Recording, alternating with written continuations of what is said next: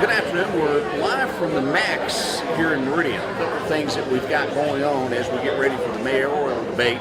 That's going to begin at 5:30 this afternoon. They'll start with the City Council and then make their way to the Mayor at about 6:30. The two candidates will square off. A couple of things that we wanted to bring up is we are under a severe thunderstorm watch through 11 p.m. tonight. We've had a severe thunderstorm warning out to our southwest in Jasper County. We're watching all of that weather for us, and again, that's going to be through 11 o'clock tonight. Another thing is we have a possible structure fire on Gilbert Joyner Road. This would be in the 11,000 block of Gilbert Joyner Road. Everyone is out of the home. We're getting messages that this may have started in the bathroom, but everyone is out. That is the good news that we had to tell you about that. Again, we're under a severe thunderstorm watch until 11 o'clock tonight. We're moments away from everything starting here at the Max. We'll get it going in a few moments. We're going to continue the live feed so you can watch as everybody fills in, and the debate will start soon.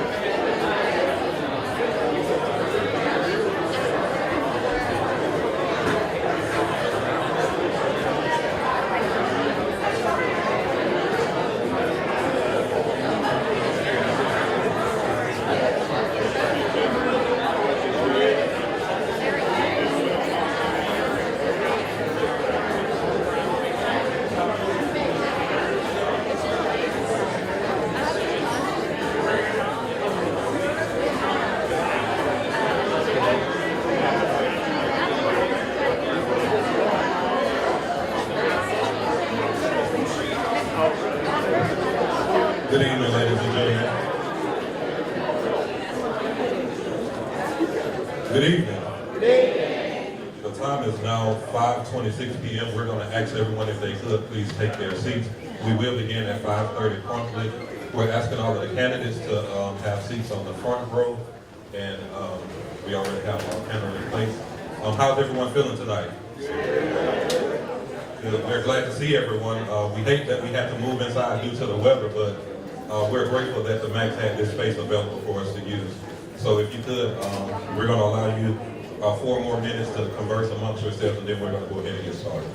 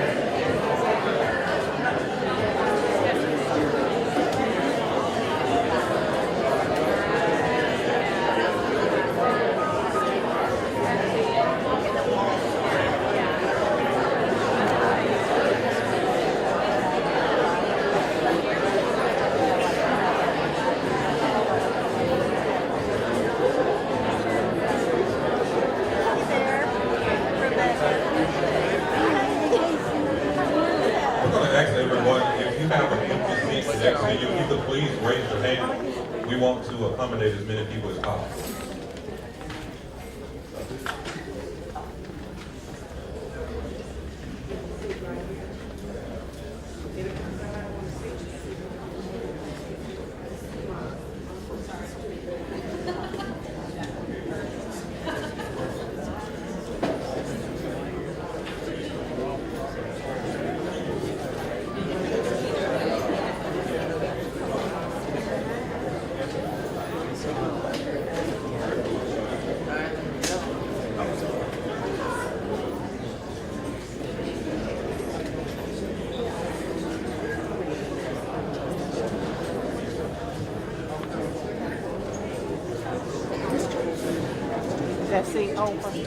Okay, good evening, ladies and gentlemen. The time is now 5:30 p.m. and we're going to go ahead and call this event to order.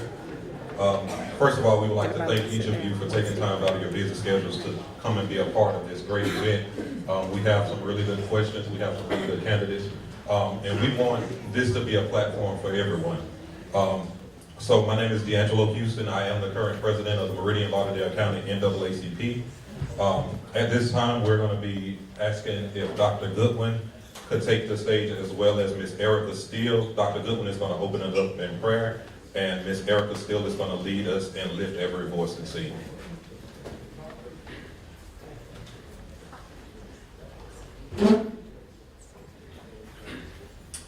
Let us pray. Eternal and almighty God, we bow, Lord, in the name of Jesus. Master, first of all, to thank you for your many blessings. We thank you, O God, for this day, how you have watched over us, how you have protected us and covered us.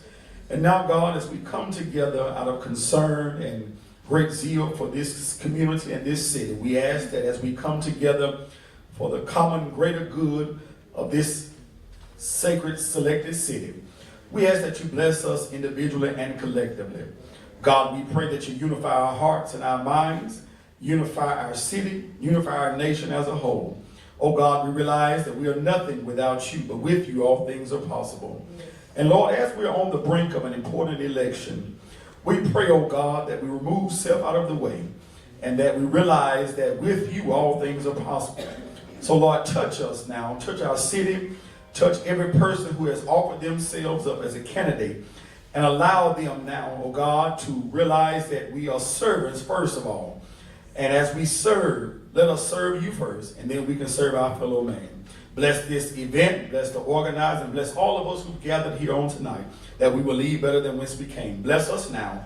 In your Son, Jesus Christ's name we pray. Amen. Amen.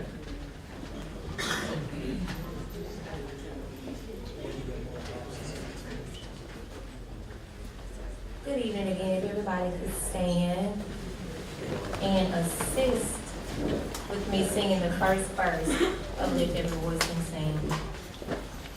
Lift every voice and sing till earth and heaven ring, ring with the harmony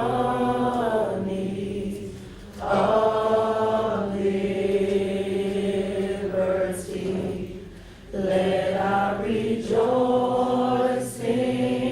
rise high as the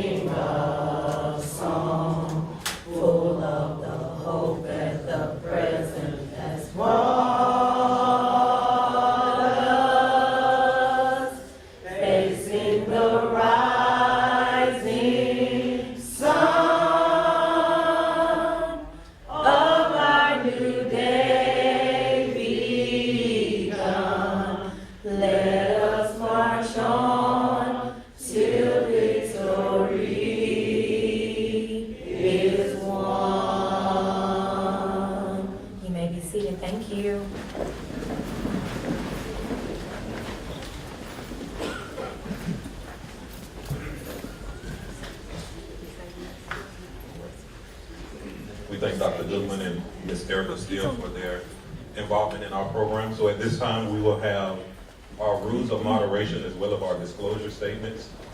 Disclosure statements. The NAACP is a nonpartisan, nonprofit civil rights organization. We do not endorse any candidate, but we create civic engagement platforms for the community to gain factual and first-hand knowledge. The MAX, or the Mississippi Arts and Entertainment Experience, affirms the freedom of expression. The views expressed by speakers and participants before, during, and after events and engagements do not represent the views of the MAX. Also, the NAACP affirms the freedom of expression. The views expressed by speakers and participants before, during, and after events do not represent the views of the National Association for the Advancement of Colored People. Rules of moderation. Each candidate will be given 90 seconds to answer questions. Each candidate will be given a 45-second rebuttal opportunity, and this will be for the mayoral candidates. 15-second follow-ups will be allowed at the discretion of the moderator only. Candidates, we ask that you be respectful of the opponent's time and do not interfere or interrupt while they are speaking. And audience, we are asking you to not cheer except at this moment before we call the candidates, after the city council candidates have left the platform, and at the end of the debate. We do realize that everyone likes to applaud when we hear things that we agree with, and sometimes we like to boo when we hear things that we don't agree with. But we're asking that for order of this program and for sake of time to keep from prolonging and interfering with the candidates' time, that we hold our applause until the end. Can everyone agree with that? All right. So at this time, we're going to move forward with our city council forum. We had it scheduled a little different, but due to the time and due to the space that we have available, we're going to ask all of the city council candidates if they will please take the platform.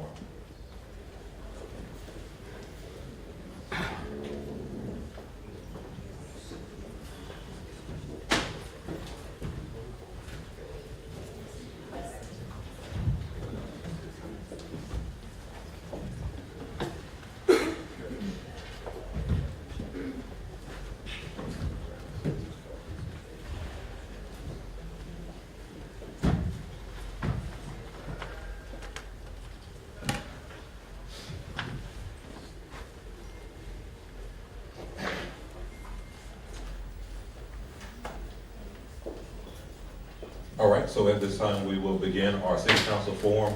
I would like to let everyone know that the questions that we have been previously submitted. We did have it planned so that the audience as well as the live feeds would be able to ask questions, but due to the constraints on time as well as the amount of space that we have available to us, we're just gonna move forward with the questions that we already have. These questions were generated by the NAACP committee. We did ask for people to submit questions. People wanted to remain anonymous, so we will not disclose whether it was provided by the committee or by the public. So at this time, we're going to allow each candidate, I see that they said in random order. So we're going to allow each candidate to introduce themselves and give a 90-second overview of their candidacy as well as the platforms that they're running on. And we'll start, since they're in random order, we'll start on my right and go to the left. Good evening, everyone. I'm Brandon Drew. I am running for the City Council in Ward 5. When I started this race, I started, one, most importantly for the youth. I work with the youth in many different capacities with the school district, at the church, and just in the community as a whole. And I believe that, first and foremost, our youth are our priority. Some of the things that I want and wish to accomplish with the youth is, for one, creating a Ward 5 Youth Leadership Council, where we're going to allow, where we're going to expose the youth to different opportunities and different experiences. Also, creating and investing into the arts and the sports programs and facilities in our cities, where our youth have things to do in our city. Another reason I decided to run is because I want to make sure that we're investing in the people of our city. We see a lot going on and trying to attract outside business and things of that nature, which is great, but we need to also make sure that we're investing in the people that's already here in our city, making sure that people are proud to be Meridians, make sure that people in our city feel that they can be successful here. They don't have to go to a Jackson, a Hattiesburg, Atlanta, or Houston, but they can be successful right here in Meridian. So I want to invest in our people, making sure that our people know that the city of Meridian is a place where we can stay, grow, and thrive. I'm also running because I feel that we need to get creative with how we address public safety. We all know that crime is an issue in our community, but we need to get creative on what that looks like. Once again, I'm Brandon Drew, and I'm asking for your vote on June 3rd for Meridian City Council Ward 5. Good evening, everyone. My name is Tracy Timms, Ward 3 candidate for City Council. Born and raised here in Meridian, Mississippi. Married to my wife, 23 years. She's somewhere in here, Regina. 5 sons, ages 30 to 35. I'm born and raised here. I've been here all my life. I made Meridian my home. I never wanted to leave. I'm never leaving. I know that. So with that in mind, I just decided I've done a lot outside of City Hall, just from a residential standpoint, and I decided to see if there was anything different that I could do, basically on the other side of the road. And that's it for me. I'm Tracy Timms, Ward 3, City Council. Good evening, everyone. I'm Kyle Waller, running for Ward 2, City Council. I'm a resident of, I've been a resident of Lauderdale County all my life. I've been in the city for the last 14 years, married with 4 children. And, you know, I want to create a better place for them to grow up. You know, when the job's being done, you know, it doesn't deserve attention because somebody's taking care of business and you can move on to do things that you're inspired to do. But when you see a job not being done, there's motivation to see change. And that's the reason why I stepped out and wanted to run. You know, when you walk through my area, there's nothing to hear gunshots, you know, at 10:30, 11:30 at night all the time. And so that's something that I know we deal with or currently plagued with in our city that I know we can fix. And ultimately, as a councilman, you know, we don't make the big decisions. Ultimately, the mayor is running the city. But we have to put together a council that's going to work together, work with the mayor. That's what we've lacked, I feel like, over the last couple of terms is a council that wants to work with the mayor. I think we're dealing with a little bit of that right now in our city, if anyone's paying attention. But we have to work together because nothing's going to get done. And if we can't get our house in order, how could anybody expect anybody to come here and spend millions of dollars investing in our community if we can't get our house in order?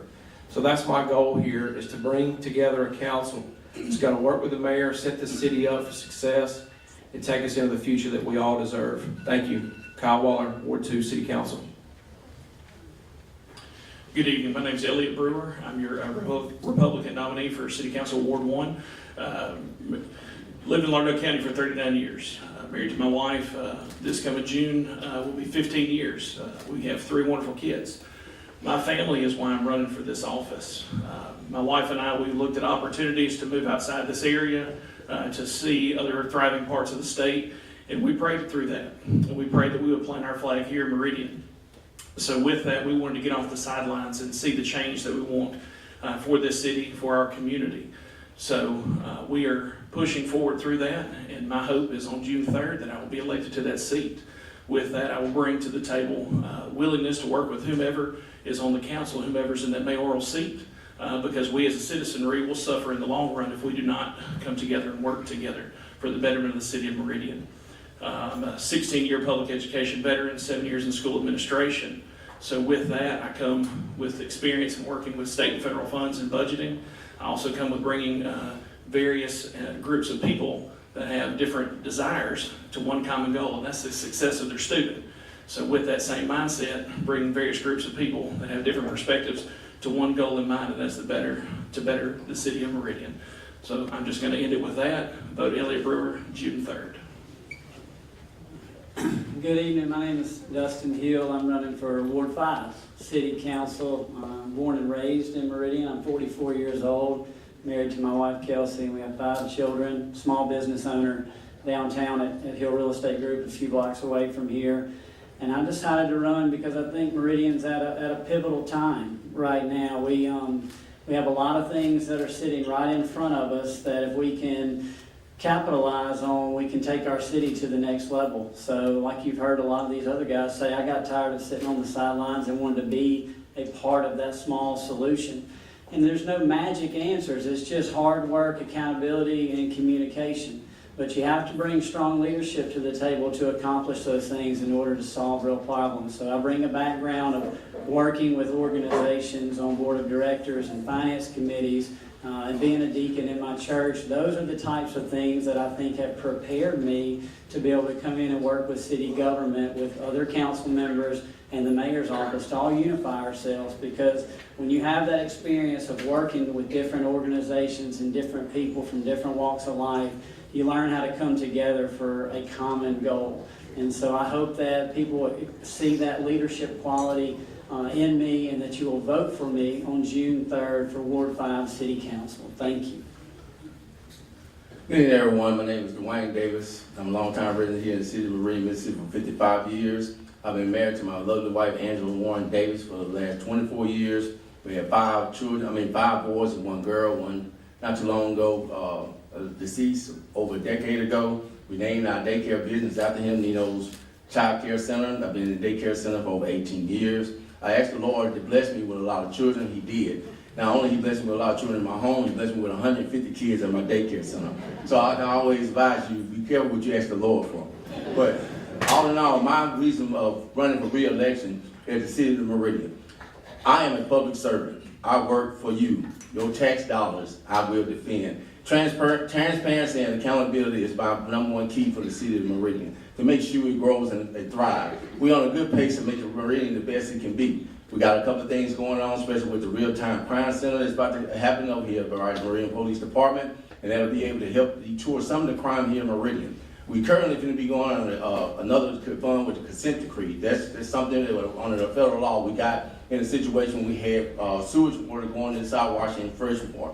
One of the reasons I want to stay on the council is to make sure that we use our taxpayer dollars the way they're supposed to.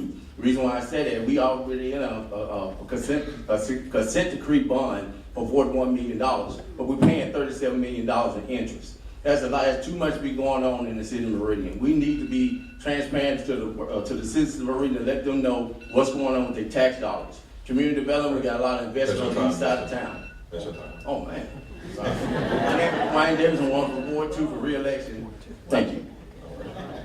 Good evening, everyone. My name is Rick Spells. I am running for Ward 5 councilman position.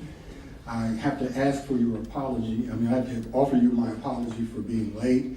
I had a very timely power outage right at about 3:30.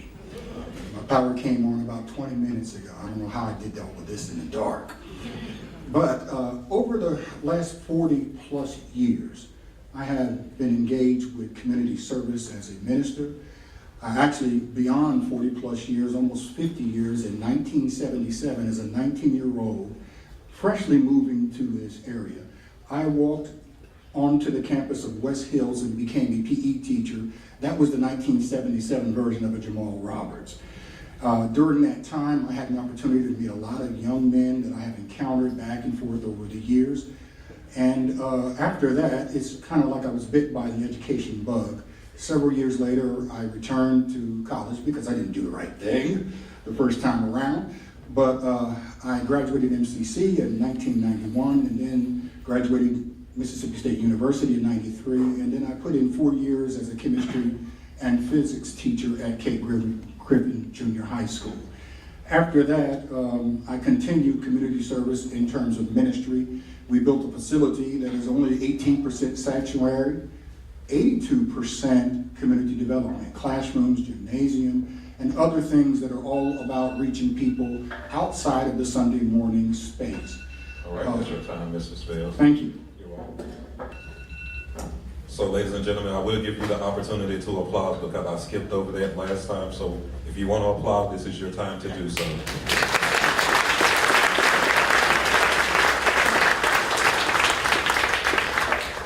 All right, so just as a disclosure to the audience, the questions that we have prepared has not been shared with anyone outside of the committee on the NAACP. It has not been shared with any of the candidates. Your first time hearing it will be their first time hearing it. And as we did with the introductions, we're going to move in opposite direction. We're going to let them come down from left to right to answer this question. Each candidate will again have 90 seconds to answer the question, and then we'll do a follow-up on it. As a member of the City Council, you have the sole responsibility for approving the city's budget. What would your top funding priority be, and how will you ensure taxpayer dollars are used efficiently, effectively, and transparently? Mr. Spells, we're going to give you 90 seconds to start. Thank you. My top priority would be to increase police pay to $25 per hour as a bare minimum. Those men and women put their lives on the line every day, and I would like to see them compensated for the type of risk that's in Meridian, Mississippi. That will give us an opportunity to retain good officers. It would also give us an opportunity to attract good officers. By doing something of that nature, then we end up with some of the best in the state coming to Meridian to help us solve the problems that we're facing day in and day out.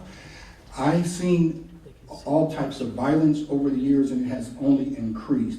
We have bullet holes in our church building over on 20th Street, and we get treated with that almost every year during a certain time of the year. So I'm a part of the problem. I'm feeling your pain, and I think that's a high priority at this moment. Thank you. Councilman Davis. Well, it's by me being on the city council, it pretty much put me a little advantage. Some of the things of the fund that we accumulate during the budget, with last year's budget was $55 million, where we can allocate the money in different places throughout the city. Public safety is number one. We recently gave the police department last year a $10,000 increase in salary.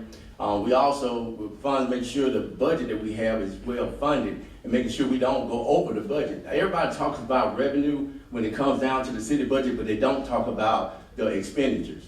I mean, we can talk about how much money we have and how much money we have saved, but at the same time, we gotta pay the bill. And we don't wanna be set aside when we make passing the budget and we don't have enough money to pay the bills. So that's one of the reasons I wanna stay aboard with the city council.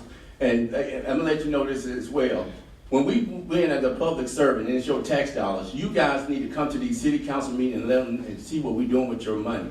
These are your dollars. We shouldn't have to do this on social media. We should not do it on the street. Well, we can do it on the street, but I would advise you to come to the city council meeting and county supervisor meeting because y'all paying city, school, and county taxes. I had some individuals tell me they didn't know they stayed in the county. I told them, look at your tag. I said, look at your card that you have, and you pay 3 different kinds of taxes. So my goal is to make sure your tax dollars is well taken care of, make sure it's spent in the right way it's supposed to be, and make sure the city will bring in growth like it's supposed to. Thank you.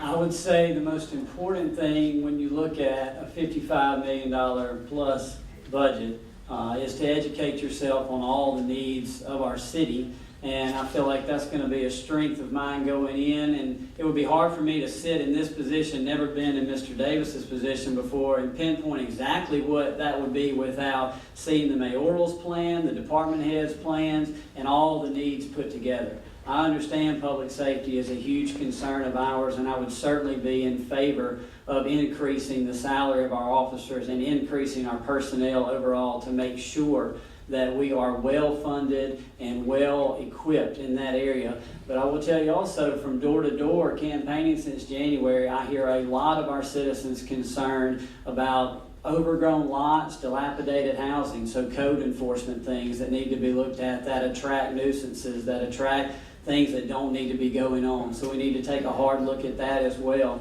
And also our infrastructure and maybe some paving in some roads in some areas that have gotten overlooked throughout the years.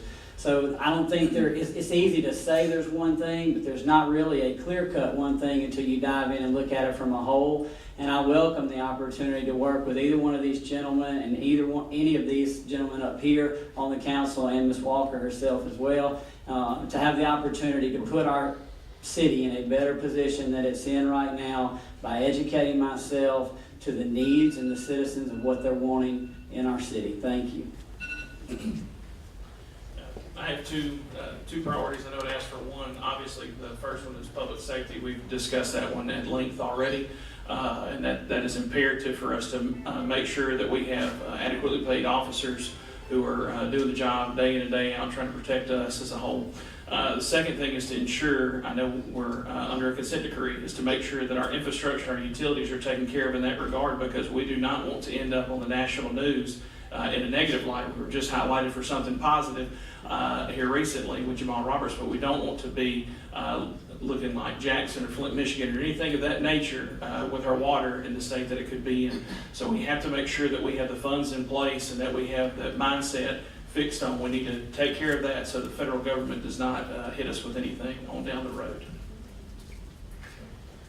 So we've heard it said multiple times, public safety, right? That's the number one priority. Without that, ultimately, we would struggle to conduct business, to live our daily lives. That's something that we need, obviously, to not only fund more personnel, but obviously equipment. Day to day, what I do on a daily basis is train law enforcement out at NAS Meridian at the Regional Counter Drug Training Academy. We train in narcotics specifically. So I know a little bit about, the woes of law enforcement and how small the budgets are in most police departments and sheriff's offices. And so that's why we offer the no-cost training to them, to obviously get them the most premier training we could possibly offer them. And that sits right here in Meridian. They don't have to leave, but we service the Southeast, pretty much the whole nation in some capacities. But they also touched on infrastructure. As it was said before, and door knocking. Look, it's the simple things that our citizens want, okay? They want to be safe when they go shop and when they live their daily life, and they want to make sure that the water's not flooding their driveways, the water's not pouring into their homes, that they have, clean drinking water, those types of things. And so infrastructure is not something that we all pay attention to and see immediately every day, because if it's working, we don't worry about it. But the times it doesn't is when we really struggle. So those are my two top priorities. Well, we've heard everybody say the same thing as far as public safety, so we know that's a top priority. But one thing that I would love for this city council and the city to take a look at is job training. A lot of these young men, especially after high school, they don't want to go to school anymore. They're done. And we put such a large emphasis on our children graduating high school until they think there's nothing else they need to do. Kids are being thrown parties for graduating that we don't even get thrown for retiring and for nothing. So it's like they feel like they've reached their pinnacle after graduating high school. So I think there needs to be something that needs to be done and put in place for job training, to let these children know that this is only the beginning. It's not the end. So that's my top priority, training them, and not only the kids, job training for some of these same people that they're talking about in public safety. They need some job training as well. Just yesterday, I was in Highland Park, just paying attention and observing the police officers of Meridian, Mississippi. Very rude. They don't engage. They are antisocial, and they need some job training. So it's not just the children. I witnessed this myself. I actually had a police officer job training.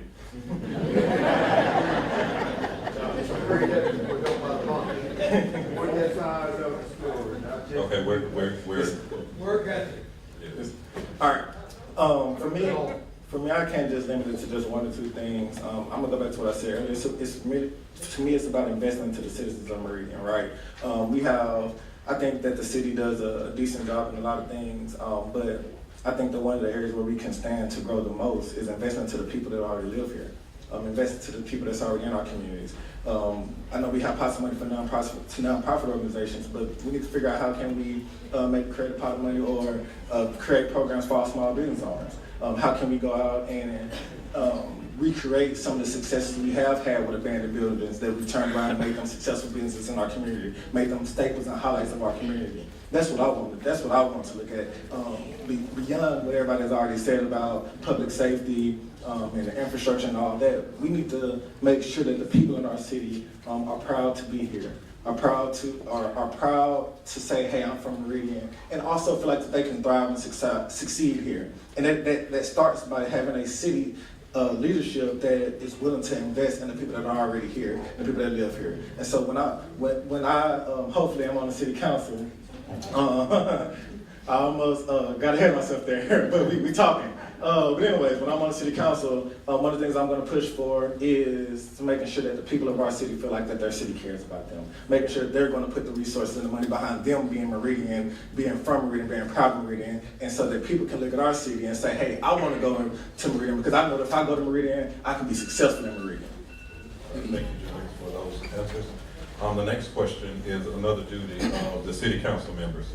As city council members, you also work as an oversight committee for the executive committee. The city council must work with the mayor, but also serve as checks and balances on power. How would you approach collaborations with the mayor's office while maintaining independence and oversight? This question will start with number 5, Mr. Hill. So I touched on it a little bit earlier. You have to be able to have strong leadership. We all have to unify and come together and be on the same page to go towards a common goal. So whoever is on the council and whoever is in the mayor's office, it is imperative that we get on the same page. It is also imperative to communicate the plan that the mayor has with your citizens and their concerns, and make sure that you're matching up what their goal is with the goal of constituents that they want you to provide as the city council. I believe that I bring a background of working with organizations where it takes planning to be able to problem solve. We can all sit up here and identify the same problems, but you need someone that's a strong leader that has had the background in working with people all across the board to actually execute a plan to solve the problem. So I hope that transparency and communication is as important to these two gentlemen and these council members as it is to the citizens out there, because that is what I keep hearing over and over again. We have too many citizens that don't understand how government works and what government is trying to achieve.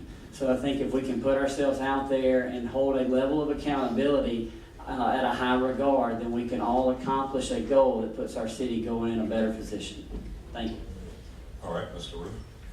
Yes, for me, it starts with accountability and transparency. So I believe that it's important to form those relationships and work very closely with the mayor and the rest of the city council, because we can't do anything alone. Most of you know that in order to get anything passed on the city council, you got to have 3 votes. So me, myself, can never get anything done by myself. So it's important to build those relationships. Also, not only with the people on the council, but with your community. Being able to talk to the community, understand what the needs of the community are, and being able to express those, because when the citizens elect us to these positions, they're electing us as their voice. And so for me, it's going to be important that we create opportunities for the citizens to hear from all their elected official leaders, whether it is at the city council meetings or creating special meetings, whether that's once a month, once a quarter, whatever, where they can see their city councilman and their mayor in a space where they can sit us down and just ask questions as much as they want. That's how we build those relationships with each other, but also with our community. Because if we don't have those relationships with our community, then we'll never be able to do the job with the city council. We'll never be able to do the job that the people elected us to. And so for me, the biggest thing is making sure that our citizens and our community have the opportunity to reach us, talk to us, and we go back and represent their concerns and not ours. Thank you, Mr. Spales. One of the things that we would need to understand is that the future belongs to those who seek peace. We have to have a cordial relationship with every individual that is sitting at the table. Where there's no vision, the city perishes. And so to be able to receive vision from one of these executives that we may potentially have in just a few more weeks is the beginning point. After that, you have to have a liaison as the city council between you and that executive to understand the pulse of the city and the residents. I do agree that we do need to look at other aspects such as workforce development, but then the fiduciary responsibilities of oversight of tax dollars is going to require transparency. Unless we are clear about everything that's on the table, we cannot account for what's on the table. So I do believe that we have to hold everybody's feet to the fire and make certain that we are doubling over every dime that we spend, and we don't end up in contracts that actually waste resources. Being under the consent decree also attracts a lot of roaches to Meridian, Mississippi. Contractors believe that this is a free-for-all, and they come in and they point out problems and they make us feel as though we are in a vulnerable position and we have to hire them to solve problems that we don't actually have. My background in construction, my background in education, my background in leadership development, my background in ministry. All right, that's time. Enough. Before we continue, well, we do know that we have a lot of people who are standing in the room and wants to be a part of this firsthand. However, if you're tired of standing, there are seats available in the gallery across the hall. I'm sure the volume is available so you can hear. Whenever you get tired of standing, you can go to the gallery to take a seat. All right, so moving forward, we will go to Mr. Waller. All right, so to not simplify this too much, but in anybody that's experienced marriage, right, you understand there's got to be give and take, right? And both of those, the man and wife did ask to be in that union, correct? And we're actually doing the same thing as mayoral candidates and councilman candidates. We're asking to do this. So with that, there's going to be give and take. There can't be, hey, I'm going to get my way all the time, correct? And you're going to have to learn to work together, communicate. You know, as councilmen, you know, we're responsible for representing our wards, but at the same time, I can't think that everything is going to go on in my ward and nothing's going to happen in the other ones, because I can promise you there'll be 4 of the voices in the room that have something else to say. So with that being said, you know, it's imperative to have that relationship, that communication piece, and build that trust. Because if we don't have those 2 key components, then obviously we're going to continue down the path we've been on for so long. So we have to create that unity. We have to set agendas aside, set personality conflicts aside, and focus on, and be professionals and focus on the issues at hand that are plaguing our areas, and work with the mayor. We're in a strong mayoral form of government, and so ultimately it's the mayor's city to run, and with council overwatch, and just to make sure that we're spending the dollars that the taxpayers put us in charge to spend. Thank you. All right, Mr. Davis. Planning. Planning is the key between the city council and the mayor. If we don't have a plan, we don't have anything. If we go up there shooting from the hip, we just shooting from the hip. We won't even get anywhere doing that. One of the most important things when it comes down to planning is making sure the budget is in on time like it's supposed to be. And make sure that the mayor is allowing the city council to talk to the department heads and some of the workers to find out what's going on. Everybody don't know everything. That's the reason why we have a chance to talk to everyone that's dealing with this, that works with the city, because they are citizens too. You gotta understand, they are taxpayers as well. So my thing is, planning is a big thing, and training, as they elaborate, is a big thing happening here in the city of Meridian as well. Because like I said, I go back to the Meridian Police Department. Some of the Meridian police officers left not because of money, they left because of leadership and training.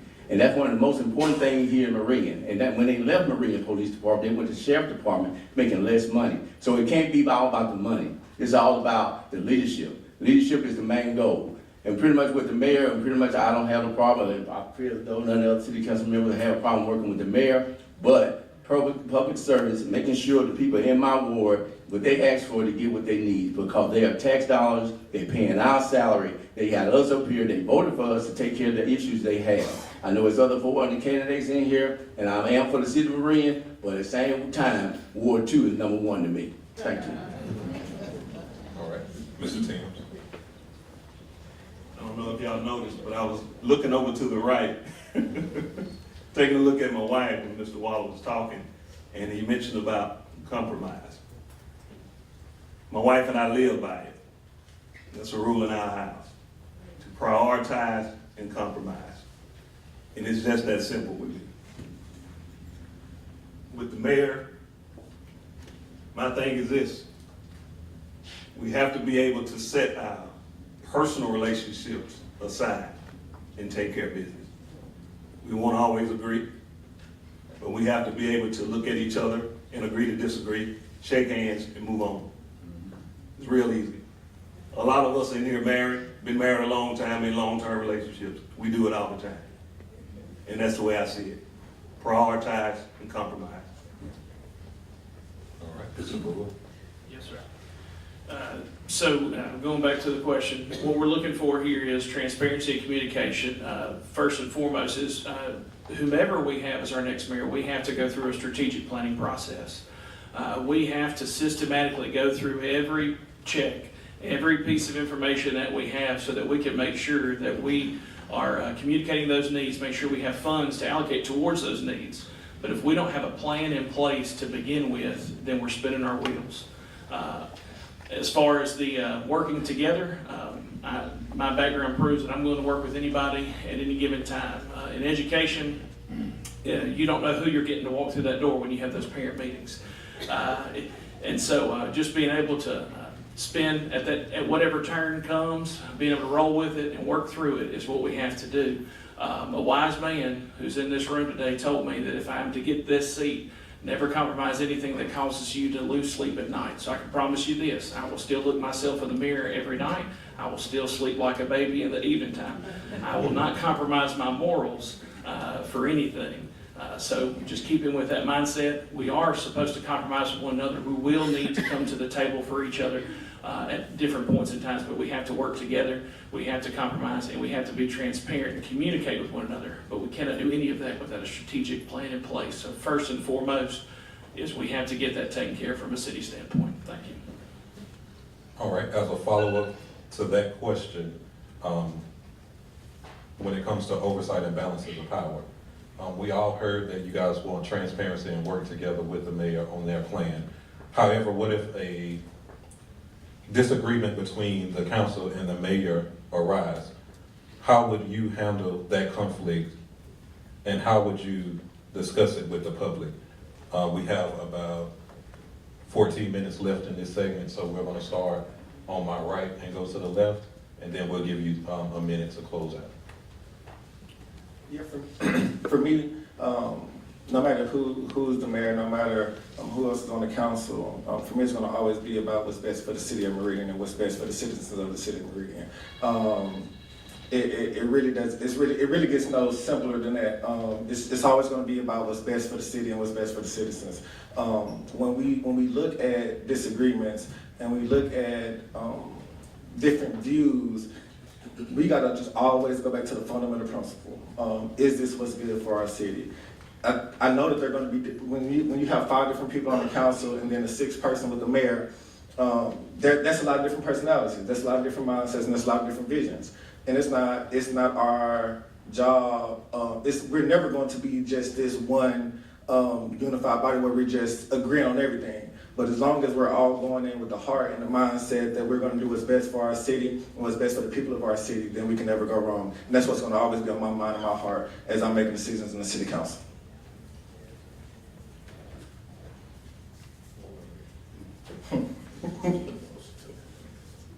I think sometimes, of course, there will be disagreements, but I feel like you don't want to make the mayor feel like it's 5 against 1. So if there are agreements with the entire council or with individual council members, sometimes there may need to be mediators involved. We have a city attorney or a witness to a conversation and allow somebody else in the room as a witness and let that witness voice their opinion. And basically just somebody other than the council and the mayor may need to be present during some conversations and just leave it in the room, make a decision, and move forward. So the one thing that I think we all can agree on is, when you have a disagreement, to put it on display in front of the entire world is not the way to handle it. I think we have to have a united front. And we, there's going to be some hard conversations. That's going to happen. We want hard conversations because then you know that you're ultimately putting your best effort forward. We're trying to look out for the best interest of our citizens. But at the same time, we don't need to put that on Front Street, because obviously with social media now, that can go viral, that can go everywhere. So we have to represent a united front. We have to come together, and regardless, and not slander one another. I mean, once we make a decision, we have to commit to each other, going back to building that trust, right? That relationship, that communication, to understand that, hey, look, we can agree to disagree. But at the end of the day, we have to have a united front, because that's what we're elected for, and that's why you put us in these seats, is to put the city in the best position to succeed. I can promise you this, I will always be the adult in the room, because I have to be in my day-to-day job. No matter what the outcomes are, whatever the decisions are, we have to work together. And as Mr. Waller alluded to just a moment ago, we have to have a united front. We have a responsibility to you all in this room and the rest of the citizens of the city of Meridian and Lauderdale County for that matter, to put our best foot forward and our best face on at all times, even in the face of adversity. We have to work together for the betterment of you all in this room and the rest of our citizens. We have to do that. As far as bad-mouthing one another in dark corners and alleyways and conversation at the dinner table, there's no place for that. It's going to happen eventually. We all know it will, because we're all human. But our best efforts have to be put to make sure that we are presenting a united front in everything that we do moving forward, so that we can make sure Meridian is moving forward. Thank you. We absolutely have to conduct ourselves in a professional manner in this position along with the mayor. It's certainly okay to disagree on certain ideas and certain concepts. Listening to the other men up here speak made me think about what Dwayne said earlier. It kind of goes back to planning on the front end and the communication and the relationship you establish with each other on the front end. And if you're clear on what the plan and the goals are from the very beginning, you probably are less likely to have more disagreements as you go along. So you've got to have that communication, that relationship on the front end to avoid that as much as possible. But we are grown professional citizens, and there is no reason for us to have heated arguments or heated disagreements in front of the citizens or in front of each other. There's just no place for it, to be honest with you. So I don't look for that to be an issue from my standpoint. There'll probably be things that I disagree with. I can cordially and respectfully have those conversations in private if I need to, either before or after the fact. But the back end of the question that Mr. Houston asked is, regardless of what the situation is and how you feel, it is our job to deliver that to the citizens of our ward and the city. So it's okay for you to tell the citizens why you agree or disagree with certain things, and I think it's our duty to tell them that and keep them fully informed. Thank you. I love all the answers. I wish everyone on the city up here that's sitting here can be there. I love the passion. I love the calmness. I love the participation out in the audience. I wish the city council auditorium would be the same way. One of the things with working with the administration is a good and powerful thing. But when it comes down to misunderstanding of not having confirmation with one another, we also can table items and we can have executive session when we come to decisions like that. So we can remove ourselves from the audience when we make decisions, those hard decisions like that. But like I said, once it's gonna come times where is that the emotion will come to you, and if you're passionate about your citizens and you're passionate about your ward, some things will come to you all of a sudden. You have to hold yourself in composure. Some of the things I can speak on pretty much dealing with the budget. When you first come in, as all of us may see, some of us may see, you're dealing with $182 million budget. For you to allocate that money and make sure that tax dollars go to the right place, you're gonna have some nerves.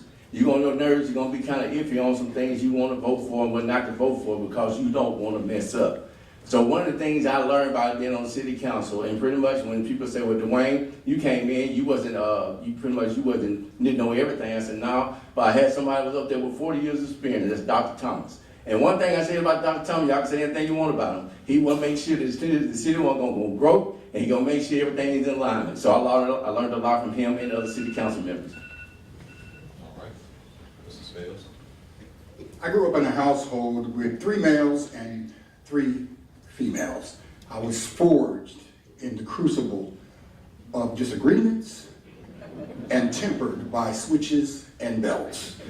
Self-control is what we're talking about.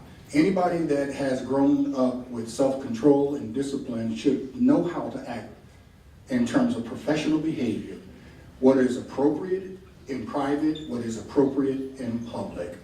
We have all agreed with this one thing. Variety is the spice of life. I'm not expecting to have agreement totally with everybody. I sit at restaurants and order my meal, and other people order their meal, and we don't always order the same thing. The bottom line is we've got to know what our objectives are, and we've got to also understand that we represent each citizen in this city. I do not want to give Meridian, Mississippi any reason for embarrassment, any reason to have to turn their televisions off and discuss. We can all be adults in the room instead of having one adult. And so as far as the city of Meridian is concerned as a whole, we know how to handle disagreements, but we also have to learn how to handle opportunity. Meridian has opportunity sitting on the table. We must find a way to be a team, or else we're going to squander that opportunity. All right, so we have enough time to give everyone 45 seconds as a closing statement. We're going to start with Ward 1, Mr. Brewer. I just want to thank you all for coming out tonight. This is extremely important, regardless of what political line you decide to vote on, whom you decide to vote for. It is imperative that you all show up June 3rd to levy your support. But also with that said, I am asking for the residents of Ward 1 to vote for Elliott Brewer come June 3rd. Just as a reminder, absentee voting is going on now through this week, 8 to 5 at City Hall, 8 to noon. This Saturday is your last opportunity for that.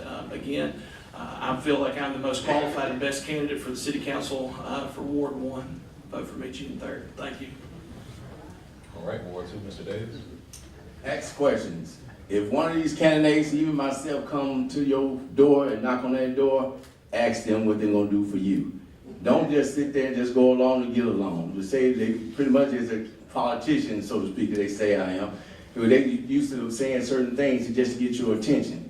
If they then can't answer your question or you can provide you with any kind of information that you need, they don't need to be up here. That's why you need to stay focused on you. You the taxpayers. You the one paying us. You the one making city run.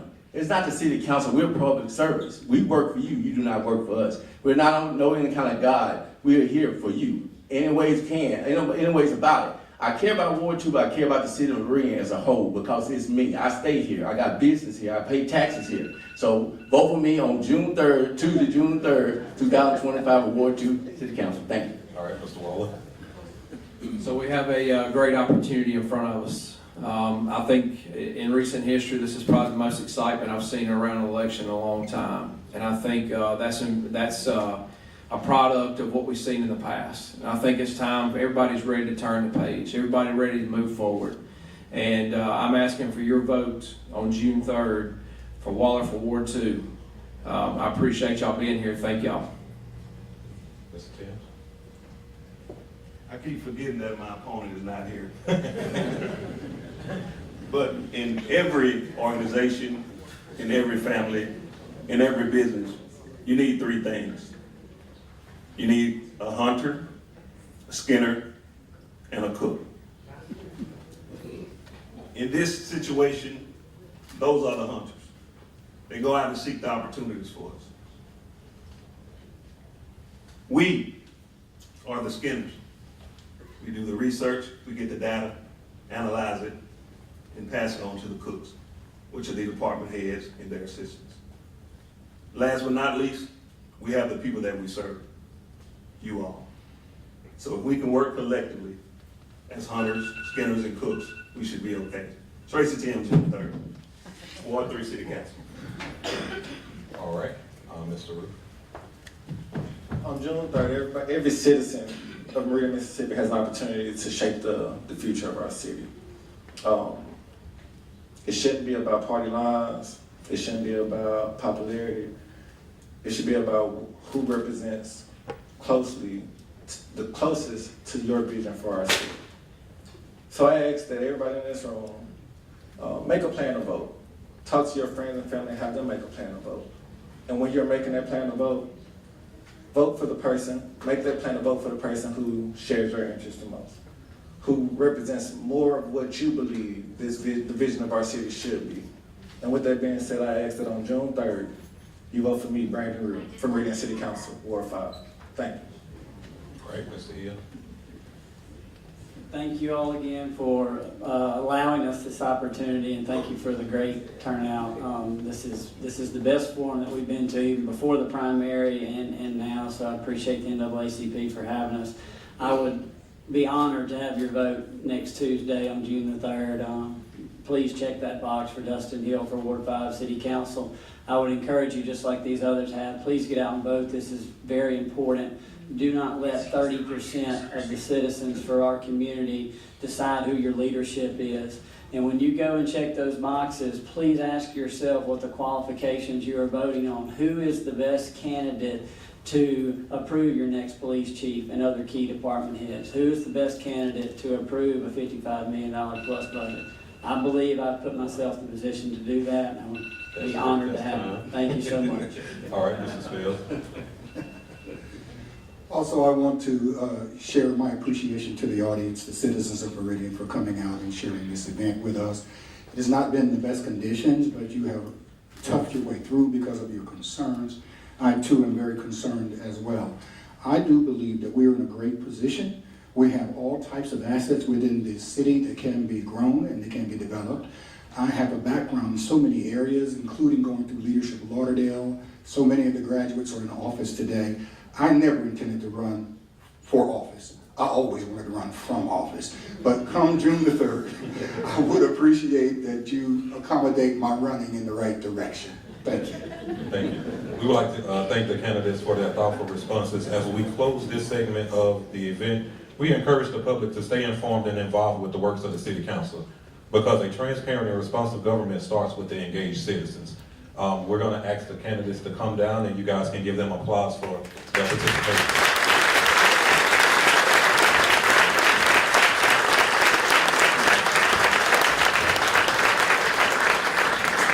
At this time, we're going to take a 5-minute break to get the platform set up for the mayoral candidates.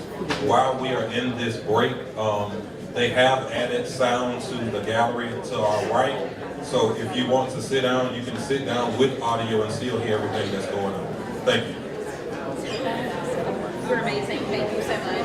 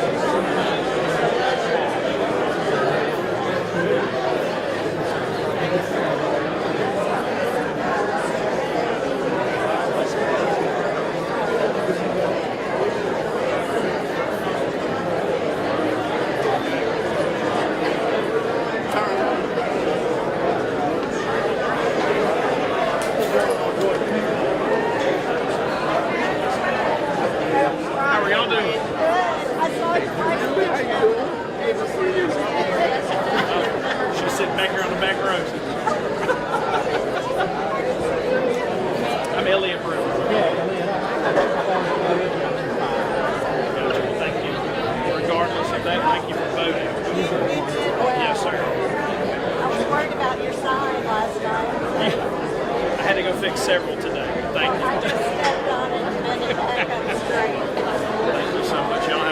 going to see you.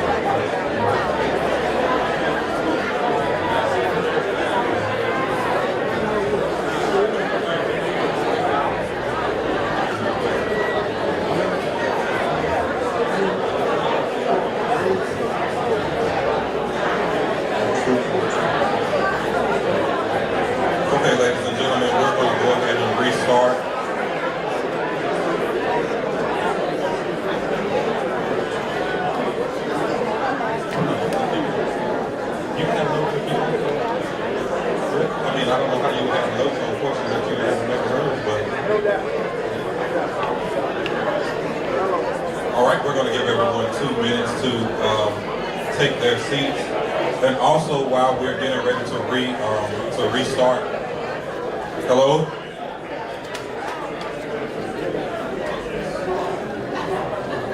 Okay, as we prepare to begin the mayoral segment, we're going to ask everyone if you would please turn your cell phones to silent or turn it off if you don't know how to silence it.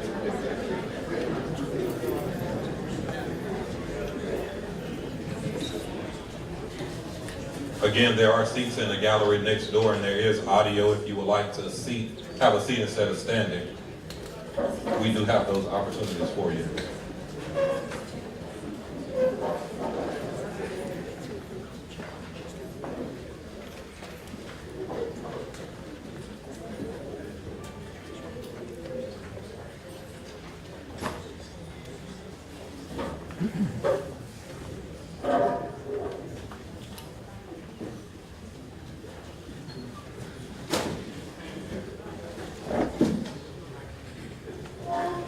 All right, we're going to go ahead and restart. I will read the disclosure statements again.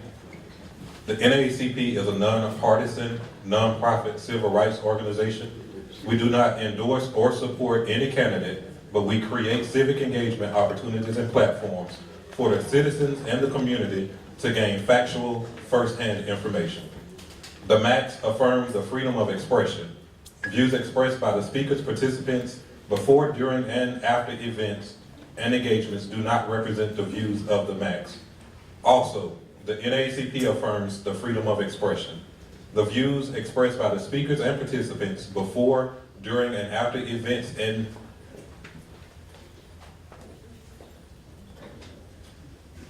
organizations do not reflect the views of the NAACP. Rules of moderation. Each candidate will be given 90 seconds to answer questions. The candidate will be given 45 seconds as a rebuttal opportunity, and a 15-second follow-up will be allowed at the discretion of the moderator. Again, we're asking everyone to turn off your devices. If you don't know how to put it on silent, turn it off.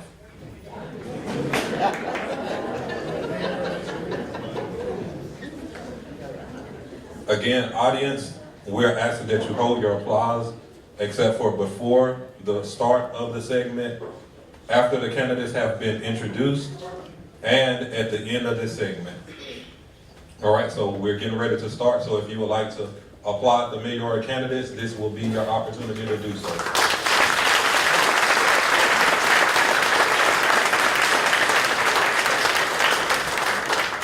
All right, mayoral candidates, we have Mr. Percy Bland, who's representing the Democratic Party for election here in Meridian, Mississippi, as well as independent candidate, Mr. Jimmy Copeland.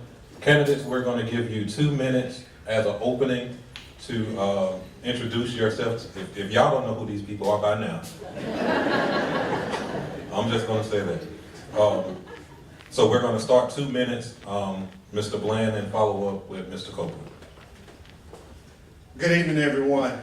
Good evening. Of course, my name is Percy Bland. I'm your Democratic mayoral candidate.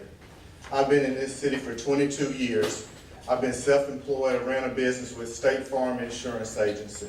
I'm married. My wife is Deidre Bland. We have 2 kids, Perrin and Demia. Demia is in grad school at Marquette, and Perrin is at undergrad at Troy. I have been fully entrenched in this community from the day I got here. I have served in so many capacities, working with youth, working with you, doing all types of things to improve this community. I came to this city after I finished college at Xavier. I was on a full basketball scholarship at Xavier University where I finished in chemistry. I went on to get my master's in public health at USM. And I came to this city because I had the opportunity to run my own business. But in doing that, the thing about this city is it has so much opportunity. And me, as a person that was an athlete, I first went to the youth. I first engaged myself with the things that were going on with families and with youth. And that's why I'm up here today. I'm up here because the 18 to 20 years that I've been here, I have done the things that it takes, the prerequisite it takes to sit in the seat, to be a mayor, and to understand the issues that it takes to lead. There's going to be a lot of talk tonight between myself and the other person running for mayor. But the bottom line of it is, I've been here, I've been engaged, you know me, you know who I am, you know what I stand for, and you know what I stand on. And the things that matter to this city as we move forward, you need someone who has the experience and the toughness and the grit to get us from where we are to where we need to be. And that is who I am, and I'm Percy Bland. I'm running for mayor, your mayoral candidate for the Democratic Party. All right. Mr. Copeland. Good evening, everyone. And thank you to the NAACP for holding this debate tonight. And as was said earlier, the forum that you had a few months ago was excellent as well. We thank you for that. My name is Jimmy Copeland, your independent candidate for mayor. I've been in Meridian for over 18 years now. I came here because of the military. I joined the active duty military over 30 years ago now, received a top secret security clearance and went to work for the Air Force Office of Special Investigations in Washington, D.C., where I won the Airman of the Year for the entire D.C. region. I used that top secret security clearance to go to work to Osan Air Force Base in South Korea. I worked at an intelligence unit there for a year. I left that job and went down to Keesler Air Force Base in Biloxi, Mississippi, where I worked for the Headquarters Education and Training Command. I left there, I went home to Corinth, where I'm originally from, and worked for the Mississippi Department of Employment Security for a little while. We missed the call to being in the military, came to Meridian, joined the Air National Guard, and it's been home for me ever since. I love Meridian, I see the potential in it, I love the people of Meridian. When I got here, I met this beautiful lady on the front row here. We met here in Meridian, Mississippi, and we married right downtown in DuPont Plaza. And we've been here, loving Meridian. She is still active duty military right now, and we have a daughter that is active duty military right now also in Jackson, Mississippi. I had no intentions of running for mayor of Meridian, Mississippi. Although I have a political yearning that I've always had in my life, I've never had any idea that I was running for mayor of Meridian. I'm running for mayor. I served on many boards in many capacities since I retired from the military. And I was here when we were working on the campus data center that's coming here. I was a part of that. I'm part of the people who are working to bring you a new airport terminal here in Meridian. I'm working with the people who are doing your downtown Meridian and looking for housing and different things. Those are the kind of things that I'm working on. I'm working with Mississippi State right now trying to do real development downtown in Meridian. Those are things I've been doing since I've been here. Jimmy Copeland, your independent candidate for mayor. All right, candidates, we do thank you for those introductions. In this segment, we have 6 topics that we will have the candidates to debate. The topics have been shared with the candidates, however, no questions have been shared. So the topics that we will be discussing tonight will be infrastructure and housing, crime and safety, youth engagement, administration priorities, and transparency, as well as economic development. Mr. Copeland, you just mentioned the campus data center that's coming to this area. So we will begin this segment with economic development. As mayor of the city of Meridian, what would your strategy be for attracting new businesses to Meridian while also supporting and retaining the existing local businesses, especially the small businesses and minority-owned enterprises? I have 90 seconds to answer. Okay. Retaining the businesses that we currently have in Meridian is absolute. We have businesses in Meridian that have been with us for years, and I don't think they get the recognition that they deserve. So we definitely need to put them on a pedestal and tell them and let them know how much we appreciate them and the job that they provide for all of you that live in the city right now. Campus Data Center, a lot of people are concentrated on Campus Data Center and the number of jobs. Do not be concerned over the number of jobs. Campus Data Center is mainly about the economic dollars that it's going to bring to the city and what we're going to do with those dollars. It is going to bring some jobs, but the details on how many jobs and what those jobs are going to be, we're not sure about at this point. We'll learn about it later. But me being on the EMBDC, we know that we have other businesses that are looking to come to Meridian right now. But what we have to do, and we're going to get back to it later, I'm sure, is crime is the #1 issue. If we're going to attract businesses to come to Meridian, we got to get our crime under control. And we're going to talk about that several times, I'm sure. But crime is the #1 driving issue in order to keep the jobs that we have and also to be able to influence others to want to come here and operate their businesses here in Meridian. Mr. Blank. What I want to do is create a winning culture from kindergarten to 12th grade all the way up to the 4-year program we have at Mississippi State. We have a great opportunity with our Meridian Public School District and with our Meridian Community College to create an environment that our kids, our youth, and our people have the job skills needed to create the type of new opportunities that we can create here. So the biggest thing right now is to, of course, keep the current employers, keep them happy and keep those jobs here. But what are we doing to create value in our own people? And what I want to do and what I have done is, because of our relationships that I have with the people in the public school system and also with the president in MCC and the president in Mississippi State, is to create a winning culture in our city that goes from kindergarten all the way to completion of a 4-year degree. And how do we do that? We do that with leadership. And so those are some of the things that I want to do as mayor. Talking about the Campus Data Center, you guys got to understand that they're talking about putting $1 billion to $1.5 billion in between city government, county government, and also the public school district of the county. None of that money is going to the public school district in Meridian. I want to be a mayor to commit the money. A lot of you guys are teachers and work in the public school system. I have been engulfed in the public school system since I've been here, and that money has got to reach you all, because right now none of it is. And I'm committing as mayor to do the things that it takes to get that money back to our public school education. Thank you.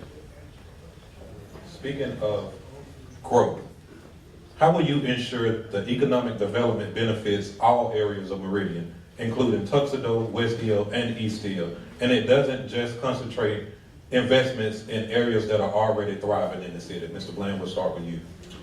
Ask that question. How will you ensure the economic development benefits all areas of Meridian, including Tuxedo, West Hills, and East End, and it doesn't just concentrate investments in already thriving parts of the city?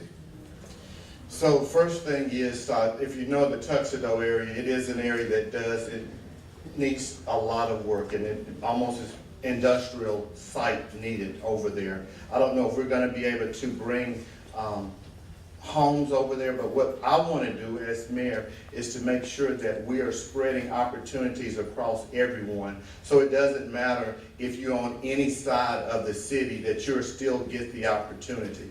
What I just discussed in having a winning environment, a winning culture from kindergarten all the way to 12th grade, those opportunities will be available for people no matter what side of town they are on. Our team and myself have walked this community from the east side, west, north, and south. We know the issues and the concerns of each area of this city, and we are committed to making sure that when the opportunity comes, you have a mayor in that seat that's going to provide fair opportunities across all areas of this city. All right, Mr. Copeland? I would submit to you that the reason that this question came up in this debate is the fact that it has not been done. And the fact that we have not made sure that things were done equally across all the communities. I went and sat down with a family in the Tuxedo community a few weeks ago, and we discussed and walked around and showed me some different issues and some things that have been abandoned for years. There are streets in the Tuxedo area that have never been touched, while other streets have been paved 4 or 5 times.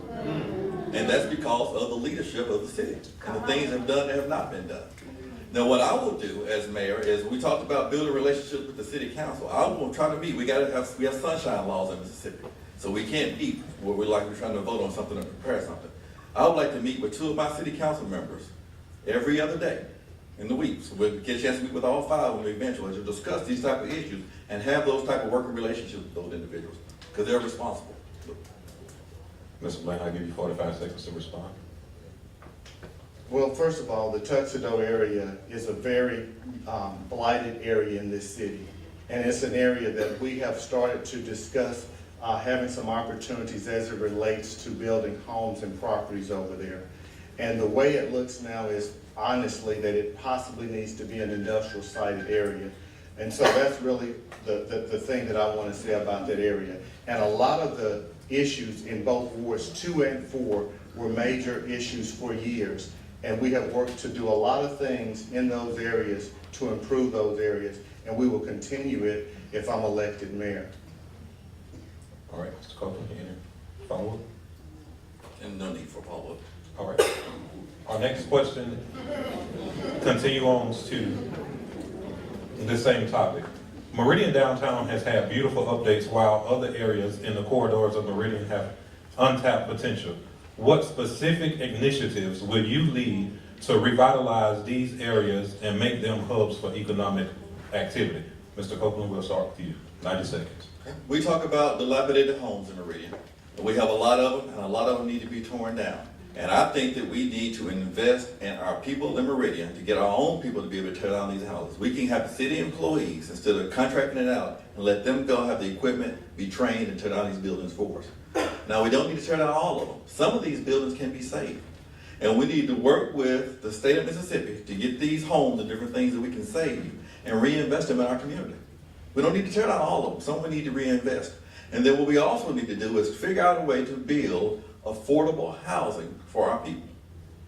That's what we need. We need affordable housing. I took a hit because I said something about public housing at a forum we had a few weeks ago. I'm not looking to get rid of public housing. I'm trying to lift people up to get them where they can have affordable housing. We need to start building generational wealth for our people.